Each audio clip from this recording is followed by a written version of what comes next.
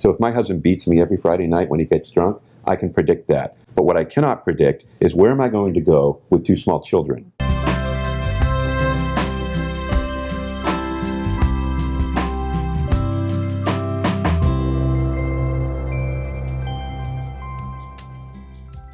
So I'm curious about this phrase, blinded by love, right? I used to think it was just about what goes on in the beginning of a relationship, but I actually think there's more to it. Like when we're in relationships for a period of time, we choose to ignore things or not pay attention to things about our mates. So what is your take on this? Well, as a divorce coach, I see a lot of this. We talk about it a lot. I work with women who will come to me saying, I never saw this coming. Or you'll get people who say, I should have seen this coming. I can tick off 10 reasons why this didn't work. So we talk about that a lot. And when you start thinking back to a relationship, there are often a lot of things that you forgave or looked over or thought you worked through.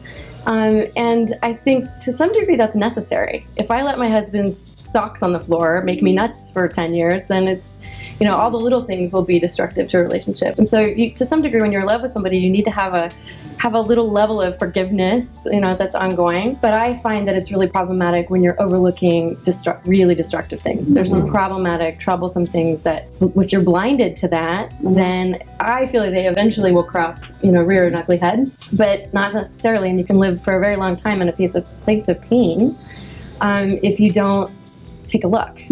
And so I think you can be blinded by love, and it can be a good thing, and it can be a bad thing. And because we study the brain, and we put the people in brain scanners, and as it turns out, there's a whole brain region in the prefrontal cortex that is linked with what we call positive illusions, the ability to overlook what you don't like about a human being and focus on what you do, which is of course a wonderful thing if you're in a good, solid, stable relationship, because you can't think of every flaw of the person. You're not going to make it through the day. But as you say, when you overlook really important things, then you're on the way out. I have a little different take on this, because to me, blinded means the unwillingness to see or the refusal to see. And in my opinion, that comes from a conditional relationship.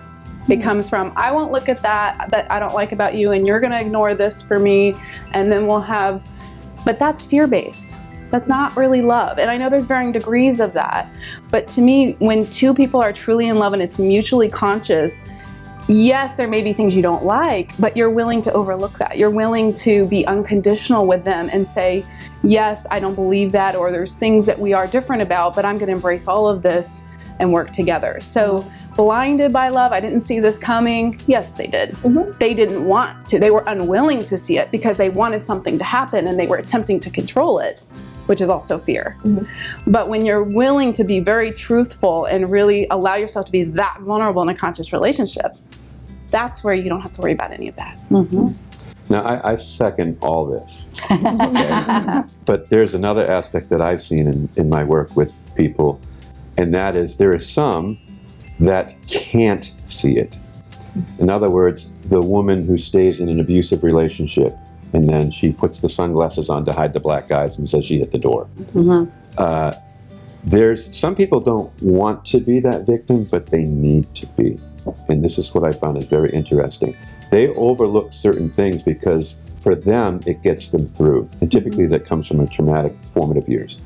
And what they do is they don't see it because they cannot see it. And therefore, they will put up with it for a long, long time because they have to be able to predict their future, these people. And so if they can't predict what's going to happen, then they'll stay in what they can predict. So if my husband beats me every Friday night when he gets drunk, I can predict that. But what I cannot predict is where am I going to go with 2 small children? But often that's still stemming from a, I'm not worthy. Or the early abuse. And so the perpetrator, I really don't quite believe in victim, and I kind of shirk at that because I know a lot of people feel like, no, she's poor thing, she's getting beaten. But even though it's dysfunctional in nature, unfortunately because of those beliefs, that's part of what's magnetizing that. He's only showing up to show her where her energy is. And when we're willing to consciously own that and then change it and do the healing work to get out of that, that's when it doesn't even show up in the universe anymore. And that's where the work can be very powerful, because then it's a non-issue. And that's for me, that's really the goal. So often people get blinded by love. And it's not just something that happens in the beginning. And sometimes we choose to, willfully ignore things that our partners do. And as long as it's just about the sock being on the floor and not making it to the hamper, it's probably okay. If there's something more going on in your relationship, it's time to seek some help.